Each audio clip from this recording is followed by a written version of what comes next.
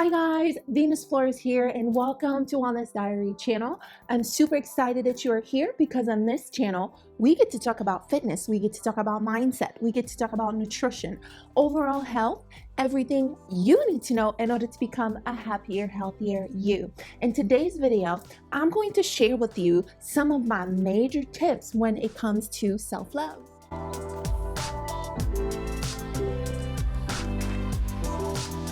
Right, guys, so you know what, let's get right into it.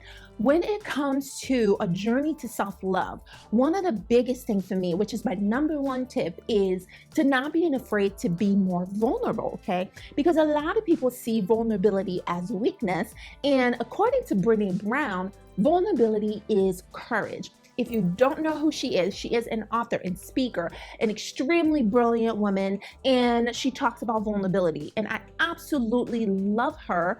I love her point of view on vulnerability, and I couldn't agree more that vulnerability is courage. To me, vulnerability is having the courage to practice self-acceptance, to be different despite what everyone else have to say. Having the courage to accept who you are and to show your emotions to people who have earned it, okay? And I'm not talking about just any emotion, things that you can just go on Facebook and post it, right? That would be way too easy. But I'm talking about the stuff that you don't want others to see because you're too afraid to be on the outside. You're too afraid to feel like an outsider because everybody else thinks differently, right? Well, a lot of times we limit ourselves from doing stuff that can truly make us happy or feeling fulfilled because we tend to worry about being judged or being rejected by friends and families, okay? Well, in reality, that's when being more vulnerable is powerful, because you are willing to take the step forward to find comfort in an uncomfortable situation or conversation, okay? Well, for example, right, you have a great idea and it's very unique, and you decided to share it with a friend, right? And a unique idea, very different, and you decide to open up to a friend, right? But in return, you feel judged instead of getting something constructive. Well, that is a bonus for you because now you really got to see what that friendship was about, right? Because you shouldn't feel judged by people around you, especially your friends, your family, when it comes to when you bring something different to the table. And if you do, I think it is safe to say that it's time to change your surrounding, change your situation, okay? And to welcome people that will empower you in your life, right? So when you become more vulnerable and open, the more you will attract people who shares the same perspective, who are the same way, people who shares the same transparency, and you will no longer feel like you have to constantly defend yourself, right? Staying guarded or protect yourself from a what if situation, right? Oh my God, what if this happened? You're constantly under defense. You don't have to be that way anymore, right? Vulnerability is love. Vulnerability is joy, because you will be living to your fullest and not having to pretend in order to fit in, okay? Vulnerability is my top powerful thing for me when it comes to self-acceptance and self-love.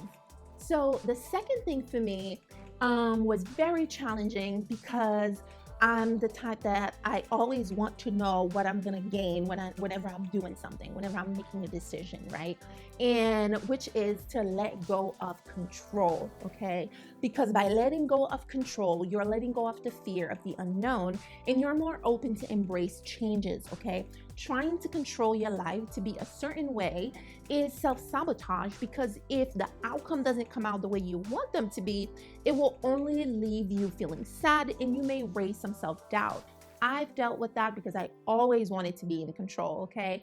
But when you try to control everything, you don't see the bigger picture because you're stuck in your own way and you only see one possible outcome. Whereas if you're more open and you let go of that control and allow yourself to understand that whatever the outcome of a specific decision that you have made, there will always be something to learn and something to experience. All right, guys. So the last tip that I have for today, something that helped me in my journey to self-love, is to practice self-care. Okay, practicing self-care promotes a healthy relationship with yourself, physically, mentally, and emotionally. When you are unable to care for yourself, it is nearly impossible to care for others, right?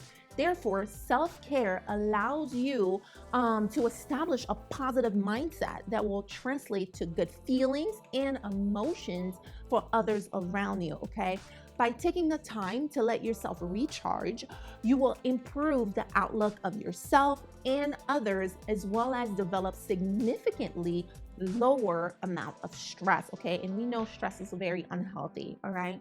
So one of the best way to practice self-care is by eating healthy, right? Something that I promote all the time, and getting better sleep, because sleep is very, very important, right? Being mindful of your diet and sleep will contribute to better habits and overall health, okay? Another form of self-care involves regular exercise and relaxation, okay? These will allow your body to relieve stress and clear your mind, especially after a long day of work, okay? So again, take care of yourself and it will take care of you. All right. So on that note, that was all for me, guys. Thank you so much for tuning in. If you like this video, give it a big thumbs up. It really helped. And if you are watching, you have not subscribed yet, don't forget to hit that subscribe button below, right? So that you don't miss out on all the amazing contents that I will be putting out. As well as don't forget to hit that bell. That way you know when I post more contents like this one. In the meantime, do me a favor, stay happy, stay healthy, and I will see you in the next video.